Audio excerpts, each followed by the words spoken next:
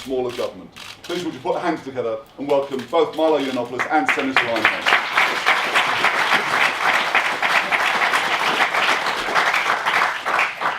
Thanks, Max, and can I say how wonderful it is to have you here. Thank you. I've been looking forward to this for a long time.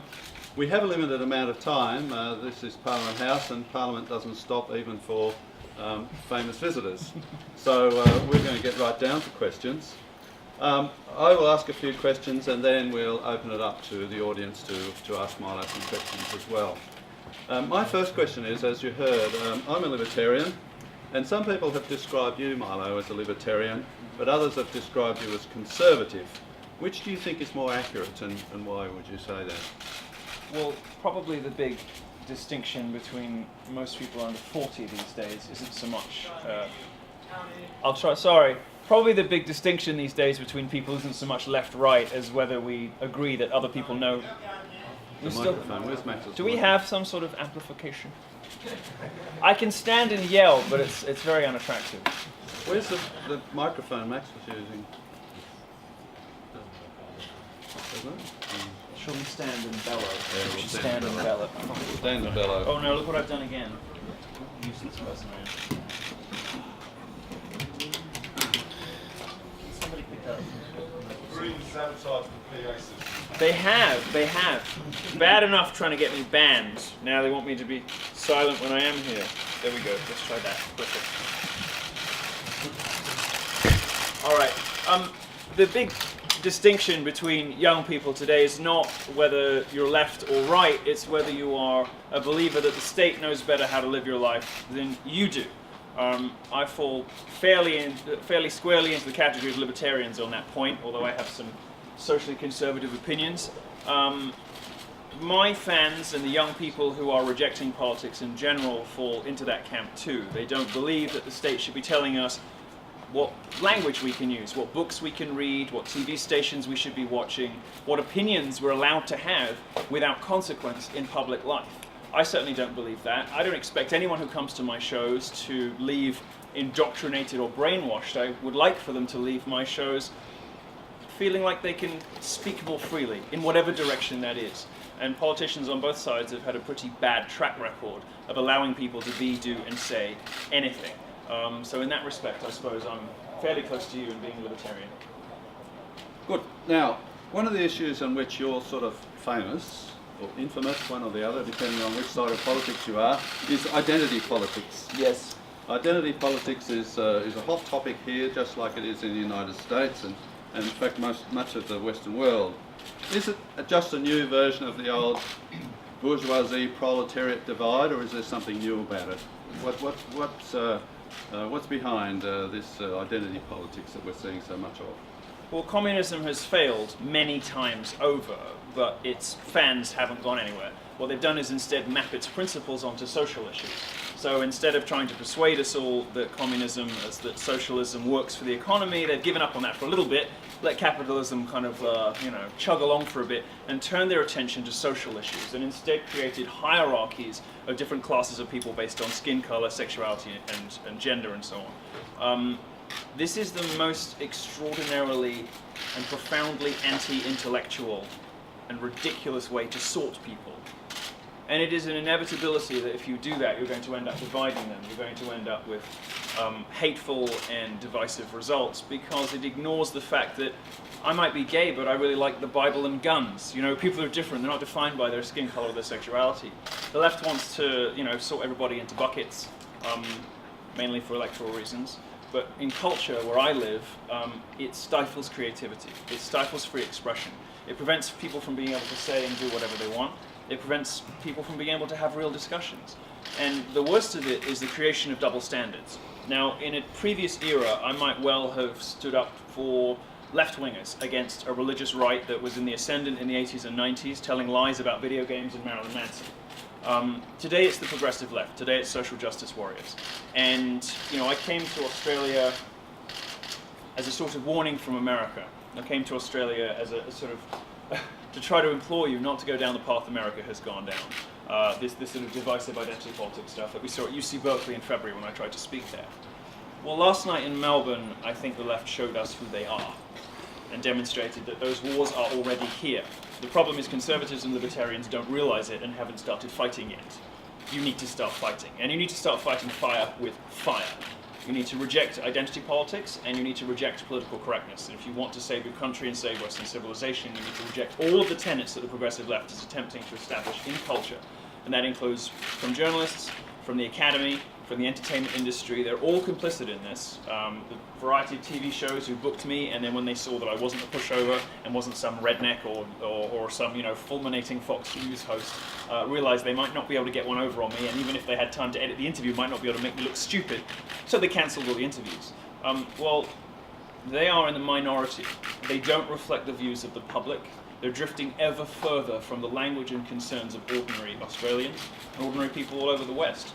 Don't side with them, side with us. Side with your voters, side with ordinary people, because we don't believe the stuff that the ABC puts out. We don't believe what we see on our televisions. We don't believe what university professors are telling us. And politicians who side with the establishment elites and the language policing and political correctness, in other words, sort of organized, enforced lying in public life, are going to be abandoned by their voters.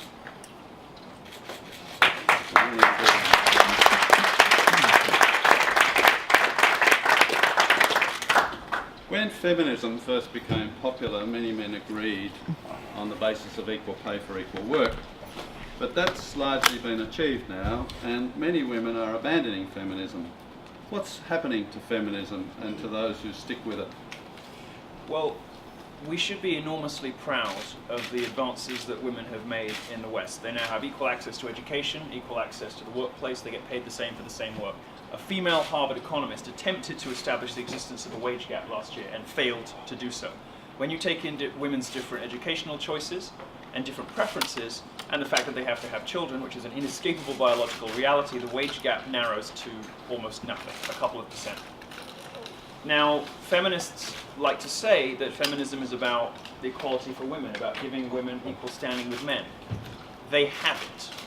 What feminism has become since it's run out of things to complain about is a mean, vindictive, sociopathic, man-hating movement of a couple of people in the elite and not very much of the public. I mean, this is a perfect example of what I talk about in my shows. You'd be hard-pressed to find a journalist who does not describe themselves as a feminist these days. But it's very difficult to find any normal woman who does. And that's because they see what the rest of us see. Feminism describes itself one way and behaves in quite a different way. And the divisiveness and ugliness and the horror of mainstream media companies employing people who tweet things like, "Kill all white men," "I bathe in male tears," "Masculinity is so fragile." People just don't want to be around that kind of thing. And it comes almost exclusively from the progressive left, just like violence does. And it has alienated an entire generation of women who realize that the great victories that we should be proud of, that feminism fought for in previous generations, have all been won. And there is no place left for an organized feminist movement in society because, thankfully, we won. You've been quoted in the media talking about Muslims and the Muslim religion. That's a topic of interest to some of my Senate colleagues here. In your view, what is the problem? What problem have you been identifying, and what solution do you recommend? Well, I take a view that will come to some people, maybe in Australia and certainly in Europe, as shocking and as offensive, probably, hopefully. But it is one shared by millions of American voters, almost certainly millions of Australians, and the President of the United States. So it's not that marginal. As a gay man, I don't feel comfortable in societies with large numbers of Muslims who refuse to integrate. You had that story in 2016 of your Grand Mufti who gave a speech praising the integration of Muslims in Arabic because he'd been here almost 20 years and still didn't speak English. And these things are now, these are a little beyond satire. They're a reality. I mean, Britain, where I'm from, we send more fighters to ISIS than any country except Belgium, which has its own jihadi problem. Now, I live 2 hours from Orlando, where the Pulse nightclub massacre happened in the United States. This is not some fringe 4% lunatic. This is mainstream Muslim culture which routinely oppresses women and murders homosexuals. Hundreds of millions of people. Bullshit. Hundreds of millions of people live in countries where I would be killed for my sexuality. 11 of them, I think, all Muslim. I'm not comfortable with the horrifyingly regressive social attitudes of Muslims in the West. And you don't have to take my word for it. You can ask any of the pollsters from left-wing organisations like Channel 4 in the UK, who discovered appalling things about British Muslims, second and third generation Muslims, their attitudes to gay rights, to marriage, polygamy, Sharia law. You know, one in 4 Muslims in Britain wants Sharia law, in which a woman's testimony is worth half that of a man's in certain circumstances. This stuff is not acceptable in Western liberal democracies, and it shouldn't be allowed. And if our new friends from the Middle East refuse to integrate, they shouldn't stay here. I don't find that to be a particularly controversial position, but apparently it is. One final question from me.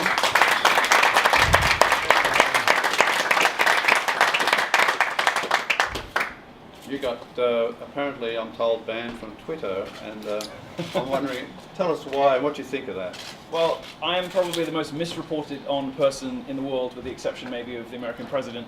You will probably have heard that I support pedophilia when actually I'm a victim of it, and was talking loosely, admittedly loosely, about my own experiences. You will have heard that I'm a neo-Nazi and a white supremacist. I'm a really bad one, I just married a black guy. You will have heard that I got banned from Twitter for inciting a racist hate campaign against the actress Leslie Jones. What you won't hear is that I wrote a review of Ghostbusters defending her and saying what a shame it was that she was expected to play a sort of minstrel role in the movie, and what a pity it was that black women were forced into these stereotypical roles in movies, and wouldn't it be nice if she could have just been in the movie and been funny, rather than had to do the sort of sassy black woman routine. Now, other people took that review and said mean things on Twitter, and I was blamed for it, but didn't do anything. Now, I make no apologies for making comments about her appearance. I think as a commentator, I should be allowed to comment on the appearance of other people in public life. I would ask those people who are incensed and outraged by my words, by my jokes, by my observations, by my repeating of readily establishable fact, what they plan to do if they're so angry about my words in response to the violence from the left last night in Melbourne. People throwing rocks at the police, beating each other up, beating up journalists. I see a lot of people complaining about my jokes about Aboriginal art, my jokes about feminists, my jokes about Muslim commentators on Channel 10. I don't see a lot of outrage from the left about these feral protesters attacking law enforcement, attacking journalists, and attacking innocent law-abiding citizens.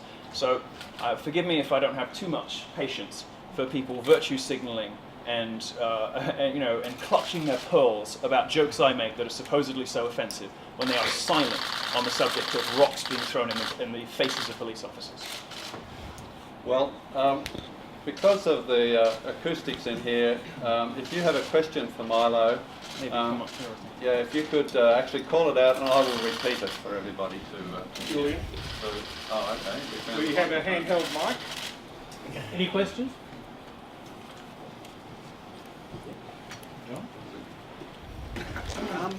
G'day. When you were interviewed by Kate Hopkins recently, she said that she would like to have a gay son, and you kind of got offended and pushed back on that. So why were you offended by that? I wasn't offended. I don't really have that bit of my brain, but I thought it was a pity she said so. I think she's just trying to be funny. I think she likes the idea of having someone to go shopping with.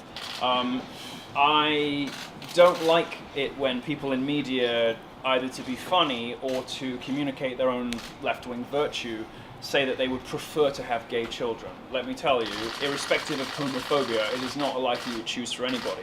That's not because I'm self-loathing or have some kind of internalized hatred about my sexuality, but everybody who is gay must come to terms at some point with the fact that they can't create a child with the person they love in the ordinary way. Now, they may not articulate it precisely like that, but that's something that gay people have to come to terms with as an inescapable biological reality of existence. I find it weird and sad and uncomfortable and unpleasant that anybody would say they wish that on their own children. There's a gentleman in the middle there. Hi Milo, my name's Jason Ross. I'm with Microphone, if you would, I'll try and use it if it does anything. That's called working. Okay. Hi Milo, my name's Jason Ross. I'm with Pauline Hanson's One Nation. She's the lady in the front row to your far right, sitting there. She's far right. She is the champion of free speech in Australia. I just want to say thank you on behalf of those of us who have our freedom of speech restricted in this country. I just want your advice on two quick things. One is, you have come to the country that has the least democratic and least freedom of speech provisions of any Western nation. You are in a country where if I state something that is statistically and factually correct, but that harasses or intimidates a minority group, I am guilty of an offence. And you're in a country with a preferential voting system where if you, Milo, get 100 votes, I get 51, and Senator Lionhelm, sorry, gets 50. We eliminate the person who comes last, he gives his 50 to me, and I end up with 101 votes and defeat you, even though you had 100, and I had 51. Now, apart from moving overseas, do you have any advice when you operate in a system that has no freedom of speech and no first past the post democratic process? What should we do in a country like this? Change it by electing new people. Change it by electing different people. It sounds like you have the worst of all worlds. You have both, ratchets on democracy that prevent you from electing the people you want. I would imagine some of your upstart parties on the sort of populist left and populist right suffer from that particularly. And as far as the free speech provisions go, you have to live. I used to advise people to take it easy, to have an easy life, to fight quietly in private, but it hasn't worked. And I suppose it was slightly hypocritical of me to say so, because that certainly wasn't the approach I've taken. Actually, I think that the left are bullies, and they fold fast when challenged. And I think if you stay laughing, maintain a happy demeanor, and keep dropping the fact bombs, and do it with a laugh, wrap the truth in good jokes, I think you become irresistible. And if you can be compelling and fascinating, if you can capture people's attention, if you can get them to like you while telling the truth, the sky's the limit. The last guy to do that is now sitting in the Oval Office. So one of the follow-ups to that is this issue of democracy is failing, and people are disenchanted with politicians, and it's all hopeless. So Winston Churchill's quote comes to mind: "Democracy is still the best form of government of all those we tried." Do you agree with that, or do you think it can be improved? Well, democracy hasn't been tried recently. I mean, Greek direct democracy is very different from the systems that we have now, for good reason. I mean, Greek direct democracy was restricted to 4 people out of 500, the landowners. Now, I happen to believe that there should be no franchise without participation in the tax system. I think that's fair and reasonable. But the system itself, how you elect your representatives, I don't know. I've always thought the British system was the best, top to bottom. The Mother of Parliament seems to get it about right. Seems to be the fairest. It does have a slightly, it hinders upstart parties, but there's a sort of natural inertia that it builds into the system that means that the country can't completely screw itself overnight just because they're angry one day at a headline. But it also seems to be quite a mature and fair system. Democracy is the only form of government that is compatible with human nature, because we as human beings crave freedom, we long to be free, we long to express ourselves, to say, do and be whatever we want, and it is the only system of government that is compatible with what we are. The gentleman in the middle there. G'day Milo, big fan of yours. I'm just wondering, will you ever reconcile your beef with Ben Shapiro? Do you think it's counterproductive to the conservative movement, the two of you at odds with each other?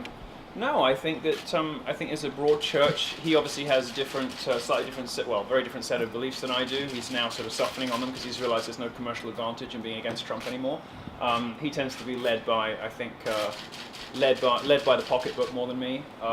He finds some of my methods to be gauche and crass, but I think you can decide for yourself whether Ben Shapiro would have sold 13,000 tickets in Australia, and you work out for yourself who's the more effective. I've reached out to him on many previous occasions. He's stopped talking to me now, which is fine by me. But just to add to that, I think it's healthy and necessary to have a broad church on both sides. I don't want everybody to be like me, and I don't want people to only be fans of me. I think the world would be ghastly if we were all Milo Yiannopoulos. But it's healthy and it's nice to have a range of opinions even on your own side, and feuding can be fun. The gentleman here, yes. G'day Milo. I'll just start by saying thanks for coming here today. We're getting a great deal better for all this. Use the Um, microphone, please. As a young conservative, I agree with a lot of things that you do say, but some of the things I don't agree with, the feminism is cancer, comments such as that. Hit the microphone up to you now. You disagree with it because you think that the analysis that ultimately goes into it is wrong. You disagree with it because it sounds offensive because you don't like the sound of it, or you a sort of a third-wave feminist. You think the job's not done yet. Definitely not one of those, but I think my problem with it is that you do say some really good stuff, and I think there's a great deal we can learn from that to develop on. But I think some people might not take you as seriously as you should be by making some edgy comments such as that. So I just want to ask, why do you make comments like that, and what is the benefit of that? I mean, I keep getting asked this by good-natured people with their hearts in the right place. People don't take it very seriously. Enough people took me seriously to start hurling things at police officers. My audience takes me very seriously. I think millions of people take me perfectly seriously enough for me. If you want a commentary magazine or a National Review writer, you can go subscribe to the Ben Shapiro Show. If you want somebody who's a little more incendiary, a bit more fun, who likes to throw bombs and upset the left almost as much as the American president does, then come to me. I mean, it's a question of taste, I suppose. I certainly have not found the reach of my message limited, nor its effectiveness blunted by the way that I speak. Quite the opposite. Welcome. Thank you, David. Malcolm Roberts is my name, Milo, and thank you very much for coming. I really appreciate the way you speak up and speak your mind. Perhaps you could discuss the similarities you may see between Muhammad's Quran, which is the basis for the Islamic ideology, and Hitler's Mein Kampf, which is the basis of Nazism. I'm actually being serious, Milo, because both of them espouse authoritarianism, control over people, and both are anti-Semitic. Rubbish. Well, I don't know. I mean, Hitler's book, which of course everyone should read, because we should read the very, very worst as well as the very, very best that has been thought and written. If we don't know the past, we are doomed to repeat it. And I think trying to get a window into a mind like that is probably a valuable thing to keep us all good, decent, and taking care of one another. It's a very bad book. I don't know really how to answer the question except to say there was obviously quite a lot of communion between a lot of Muslim countries and the Nazi regime, which is quite well known about now, largely centered on their mutual hatred of Jews, absolutely. That's certainly true. I don't know that the books themselves have very much in common. Certainly the authoritarian instinct, the desire to legislate how other people should live, is intrinsic to Islam. I mean, the word means submission to the will of Allah, and together with the Sunnah and the Hadith, it provides a much more prescriptive code for life than any other religion, and one that hasn't changed in hundreds of years, unlike every other world religion. So it's, in the sense that it claims for itself immutable truths, results in some very ugly things, and seeks to control the behavior of everybody else around it. I guess one book is quite like the other.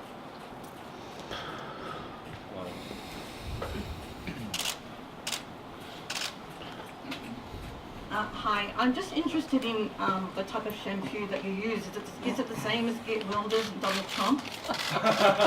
Well, I just use whatever's in the nearest Ritz-Carlton, which is where I live, because I get home about 2 or 3 days a month, so I don't know. You'll have to ask them what they have in the showers. I never noticed. But I am fond of John Frieda Brilliant Brunette Satin Shine Finishing Cream, which if you have yesterday's hair, like I do today, and you want to spruce it up a little bit before a press conference, it works wonders. Try a lot harder than that, sweetheart.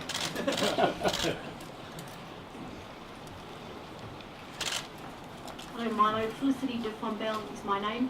That's a wonderful name. What was Thank it? you. Felicity? Yeah, I married a French man. What was it again? Felicity? De Fombelle. De Fombelle. Isn't that wonderful? It's great.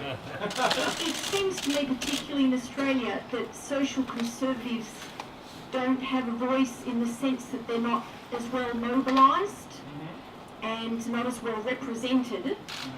I'm not exactly sure why that is. I think one of the reasons could be that people who have socially conservative views feel those views, as you often say, are not so well accepted perhaps, and therefore perhaps people feel a bit more intimidated or overwhelmed about proclaiming those views, as opposed to the progressive left, who seem a lot more sophisticated in how they politic and how they put their messages and fight the cause. Well, you're right about that, and the simple reason... Your thoughts, thank Yeah, you. you're right about that. The simple reason is conservatives like to conserve things. They're not constantly on a mission to tear the house down. When you are on a mission to tear the house down, you learn how to do it. You go buy tools, and you learn how to use explosives. And the left has done so very effectively. The left is far better at the dark arts of political warfare than the right ever has been, because it's the left that wants to tear down everything around you and replace it with, well, we're not really sure, communism, Islam, who knows. The institutions of civil society the left seeks to damage or to co-opt, whether it's the media, education, the entertainment industry, politics. These are the engines through which people's hearts and minds are shaped as they grow up. When they start listening, they start listening to music, they end up going through the education system, finally as adults they start taking interest in politics. The left has been attacking, co-opting, invading, distorting all of these institutions for decades, with the result that conservatives are now at a loss. I mean, they've spent 30 years writing essays about how bad it is instead of actually doing something. You can complain about the language I use, you can complain about my methods, you can you can say that I'm gauche or crass or whatever, and you don't like joke X or remark Y, but at least I'm out there doing something, unlike the previous 2 generations of conservative activists and politicians who have accomplished basically nothing. Whining about the problem while doing nothing to fix it. They haven't started effective think tanks. They haven't opened university departments. I mean, look at the massed ranks of gender studies and all this kind of stuff that is just designed to undermine the foundations of our free societies. All funded by left wingers, populated by left wingers. These the universities have now become utterly politically homogenous places. It's at its very worst in America, but I'm sure it's just as bad here. This is a result of capitulation from conservatives. So there is something intrinsic to what we believe that means we're not natural, instinctive agitators. Well, I am, but others may not be. But if you want to get angry about it, really you should be training your sights on the previous 2 generations of conservatives who achieved almost nothing in defense of the values that make these countries great places to live. Just on a follow-up to that, there might be an argument for suggesting the left is now on the verge of ascendancy, so they're running the institutions, establishing the institutions, manning the institutions, whereas previously it was the conservatives, the right, that did all that. If that's the case, will there be a true role reversal, so that the right become the insurgents instead of the left? Well, that's already happened in America. The Trump presidency is that happening, and the cycle is coming around to you next. 5-10 years, you'll get it too. This is what, have you ever noticed how comedians used to be so much funnier on TV and now they're sort of not? Well, the reason is that industry, like all other entertainment industries, is determinedly left-wing and refuses to go after its own. I mean, think of it, Saturday Night Live would not make jokes about Weinstein, and when asked why, the guy said, "Oh, well, he's a New Yorker. We don't go for our own." Trump comes from New York. This is nonsense. Comedians don't want to go for famous left-wingers. So they've completely given up on their historic responsibility to hold truth to power, and so, much more importantly, have journalists. So, it is inevitable when the control systems intended to check those in power are on the side of those in power, there's going to be some kind of grassroots populist nationalist rebellion. It exists here, it exists in the UK with Brexit, it exists in America. I would expect it to grow, but it, like all fires, will only grow if it's tended to and fed. So tend to it and feed it. Somebody in the middle there? Michael from the Sydney Morning Herald. You've obviously done a tremendous job in building up a personal brand. You say the outrageous things, you wear the weird clothes and the dark glasses and all that. I'm wondering, Did you say weird? Well, loud. Something strange about Gucci. My question Is this Fairfax Media, by the way? How did you guess? Yeah. Feel free to Could we go through some? No. We're not. Well, I mean, we'll laugh at you because you're ridiculous. But no. You know what? Actually, ask your question first, and we'll deal with you in a minute. My question is, do you genuinely believe? Do you genuinely believe all the things that you claim to, or are you now essentially living out a caricature? Thank you to the lady in the middle for that nice question. If I didn't believe it, I wouldn't say it. There's no value to me, social, financial, or otherwise, in having the opinions that I have. I would be much wealthier, much happier, and much safer if I were a liberal. But I'm not. You know, I've managed to carve out a career in spite. Liberal being a lefty. Oh, excuse me. Sorry. Yeah, American kind of liberal, not your conservative liberal. I'll leave that with you. No, I mean, you know, it'd be much easier for me. I'd have a TV show by now if I were on the left, quite clearly. No, I mean, I don't say anything I don't believe. I don't deny for a second that I will say it in an amusing and provocative way because I'm a performer.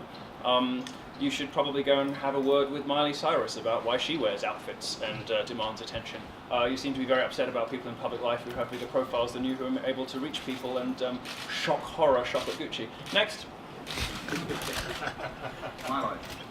Milo, you've been banned from Twitter. Can you just comment on why you think that was the case? And more broadly, do you have a concern with private sector censorship and how it compares with public sector censorship?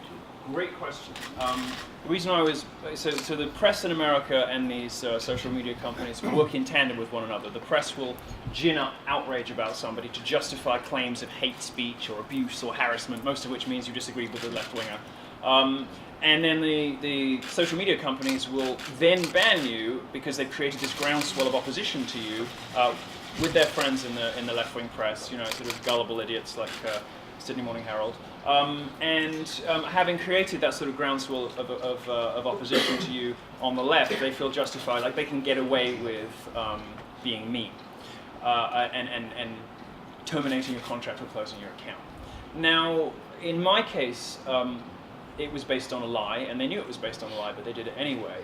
It's a great question because in America, something Orwell did not foresee was that private corporations would actually be the primary engines of censorship in the 21st century, not the government. The government is too slow and too incompetent in the era of social media to effectively censor anyone.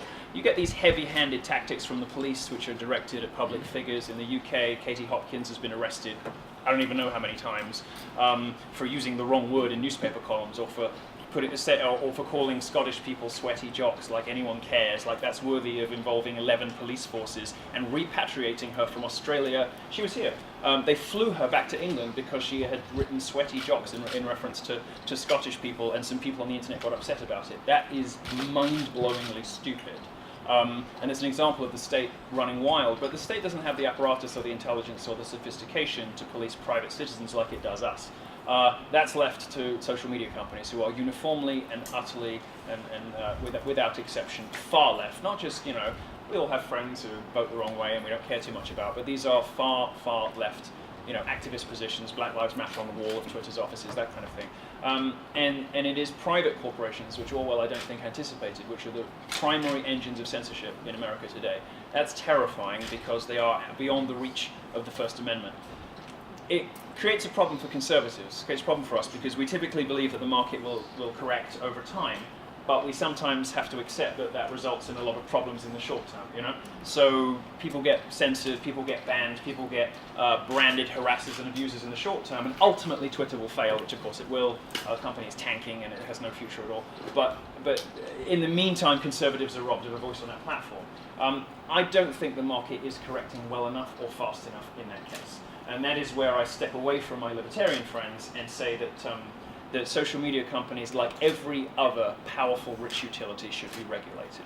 They should be regulated just like oil companies, because Twitter has a unique purchase on debate in the public square. If you are a journalist or a public figure and you're denied access to your Twitter account, it is, for anyone who isn't me, a serious impediment. It could destroy your career. I've managed to make a virtue out of it, but most people are not so lucky.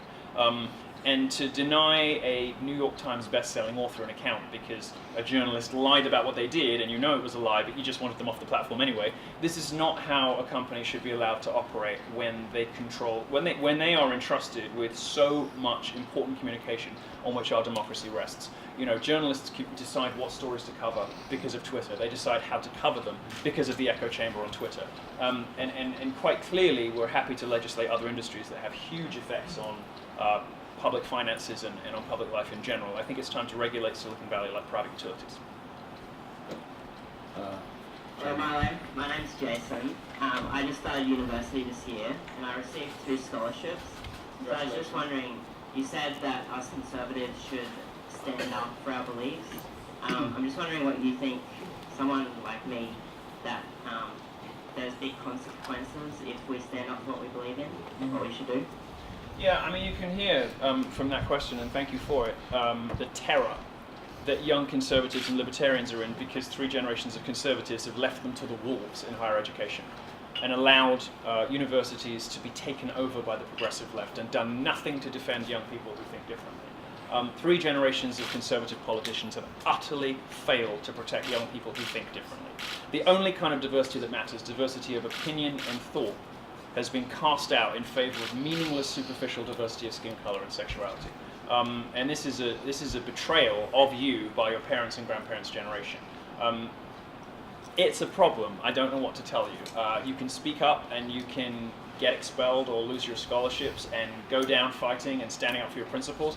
That might have a good effect on the rest of society, but it won't necessarily have a good effect on your life. The decision of whether to become an activist and accept the consequences, the personal consequences that go with that, is something that only you can decide. And I'm absolutely not going to push you on one direction or the other, except to say that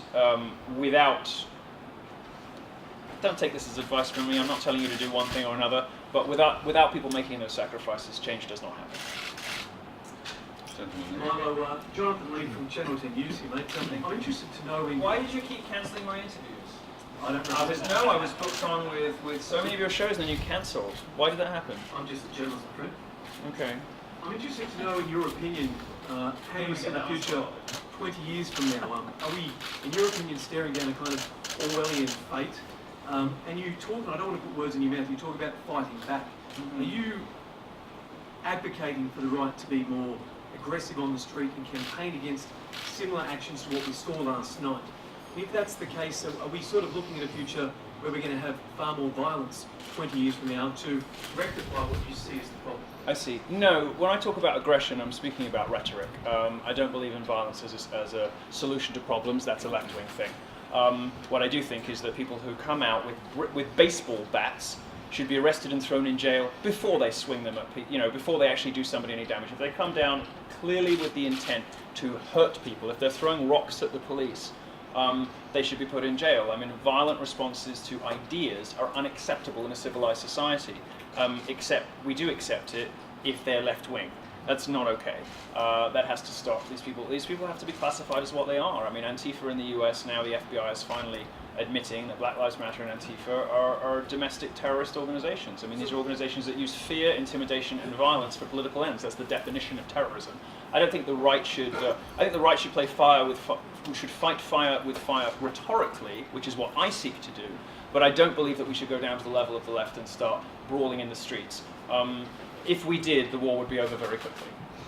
Just as a follow-up to that, if that's not the case, if that's not the case, where do you see the future 20 years from now then? Well,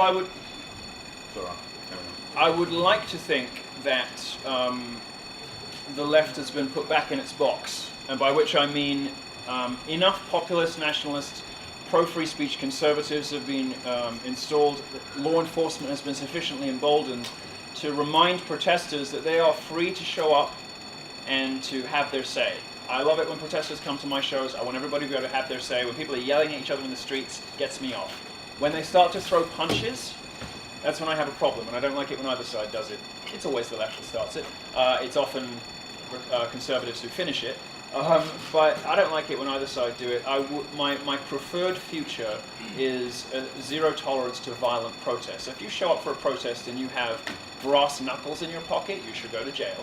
If you show up with a clear intent to hurt somebody because they have a different set of political opinions from you, they should go to jail. Just for the night, cool off, that's fine. But don't let these people roam the streets punching and kicking and scratching and pepper spraying people in the face, as happened at UC Berkeley.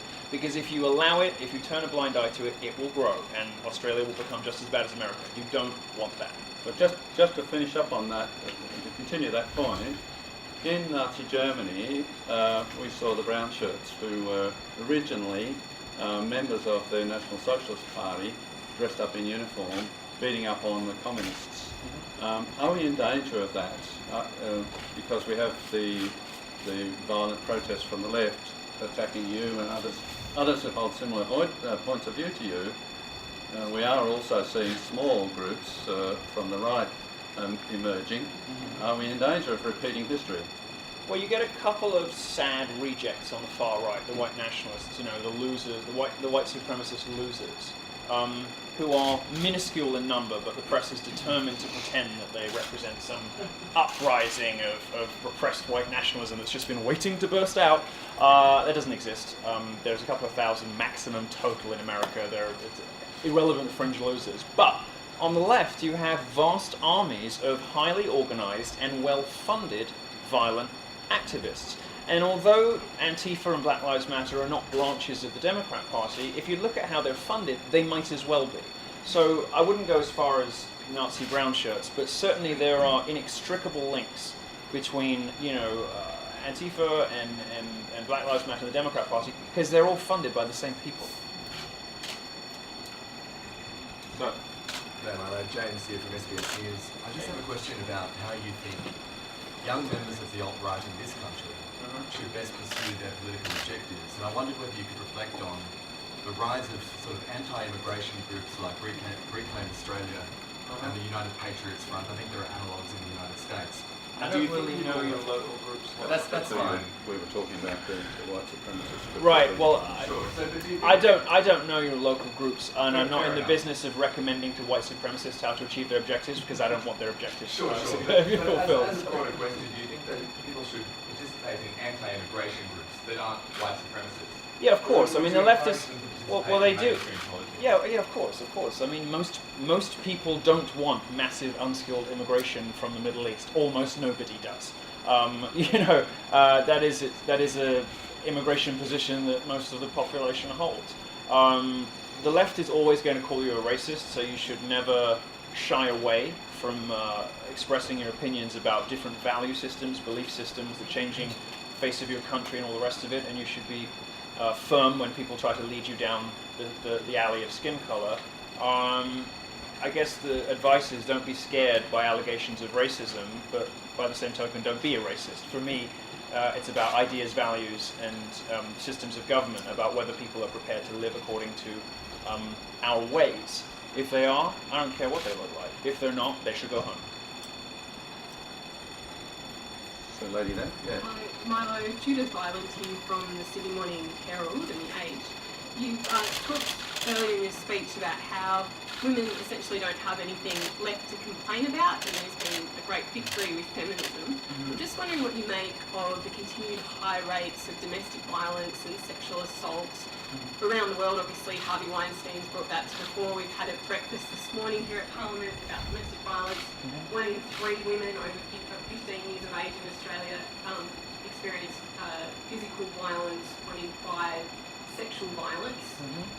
What's your response to that? Is that not something still worth fighting for? Well, those same studies, which are never quoted in full, show that men are just as bad victims of domestic violence as women are, by the numbers. So I don't think that we have a gendered problem. I think that activists from the left-wing press are determined to present it as a gendered problem, determined to drive a wedge between the sexes. Oh, poor women, victimhood narrative. I don't see it that way. I think there is a violence problem, a domestic violence problem, but all of the serious crimes against women have been falling for decades in the West. Rape rates have been collapsing in the West for 40 years. And instead of being proud of it, you've asked your question. Instead of being proud of it, feminists pretend that there is now a rape culture on college campuses where 1 in 3 women is a victim of rape. They're not. To believe that, you would have to believe that college campuses are as dangerous for women as the Congo, where rape is used as a weapon of war. These numbers don't even stand up to common sense scrutiny. You know, they propel these myths about the wage gap, which are based on bogus economics. If you look deeper and further into the numbers, and they're always buried in there somewhere as dishonestly as the pieces are written, you discover that actually, you know, for everything that isn't perfect in our civilization, which comes from the way that men and women are different and interact differently, and sometimes there are differences in the things that one gender has to cope with versus the other, you find actually that men have just as much to deal with as women do. Women are judged relentlessly on their looks, but men are judged relentlessly on how much money they make and how successful they are. Women are... Excuse me, thank you. You know, rape rates have been collapsing for 30 years. We should be hugely proud of that, but feminists lie about it and claim that we're experiencing some sort of explosion of bad behavior towards women. I think it's probably because they think the rest of us are like their men. They think we're all Wieners, Weinsteins, and Spaceys. Well, libertarian and conservative guys I know are pretty respectful of women. It's your guys who aren't. I understand why Hillary Clinton and Huma Abedin have low opinions of men. They think men are like their husbands.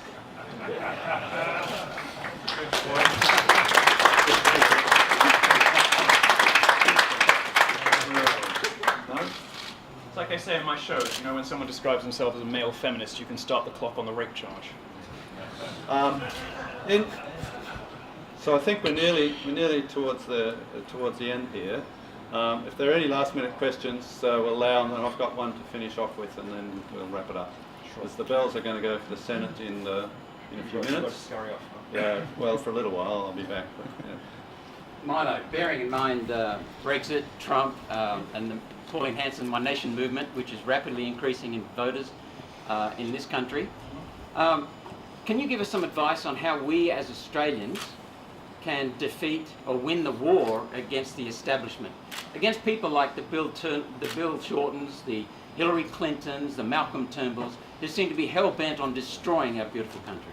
I think it's very simple. Stop listening to people who try to tell you how to speak to the voters, how to conduct yourselves, what you should and shouldn't say, what language you should and shouldn't use, what subjects to avoid and go close to, and follow your instincts. When Donald Trump came down that beautiful escalator on that magical day and declared that he was going to build a wall to stop the Mexican rapists coming in, yeah, it was crass and all the rest of it. Once you unpicked it, you understood what he was trying to get at. And guess what? The whole of America went crazy. Why? Because for 30, 40 years, they've been told that certain subjects are off limits and shouldn't be discussed. And we've had to tiptoe around and mollycoddle and pander to Muslims in public life, to angry women, and, you know, the Jessica Rose of this world. Well, you don't have to tiptoe around them. You can speak plainly and clearly and frankly to people, and they will reward you at the ballot box for it. Julian.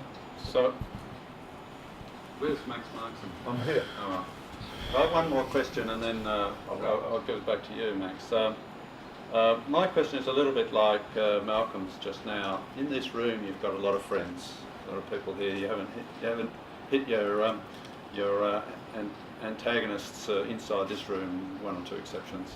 So we let them in for sport. Yeah. You know, spice it up a bit. No, it's like, you know, what's the point of being beautiful if everybody else is beautiful too? You know, you have to let a couple of people from the Herald in just for fun. I know that problem. Yeah. So I think it's probably an opportunity. So, given that most of the room is your friends, if they were to leave here with a message that says, go out and turn the world into a better place in terms of libertarian conservative values, which I think would be a useful thing to do. Yes. What exactly would they do? What advice would you give them? Very straightforward. Stop apologising. Stop allowing the left to set the terms of debate. Stop allowing them to tell you what words are acceptable and not, what you're allowed to laugh at when you're not, what you're allowed to talk about and discuss in Parliament and you're not. And fight fire with fire. The left doesn't fight by your rules. They're not happy to stay, you know, writing erudite essays in magazines and be all dressed up nice and never say the C word. They will fight dirty, they will fight low, they will beat you in the street if they can. We saw it last night. The facts are inescapable. If the left can't persuade, it will turn to violence. It's not suggesting that you should return the favour violently, but certainly in those circumstances where you have power to fight fire with fire in TV studios, in your parliament, and in the pages of your newspapers, take some names and take home some scalps, because these people are dedicated to the destruction of Western civilization. They're dedicated to the eradication of all that makes Australia wonderful. It's a great country. I have loved visiting here.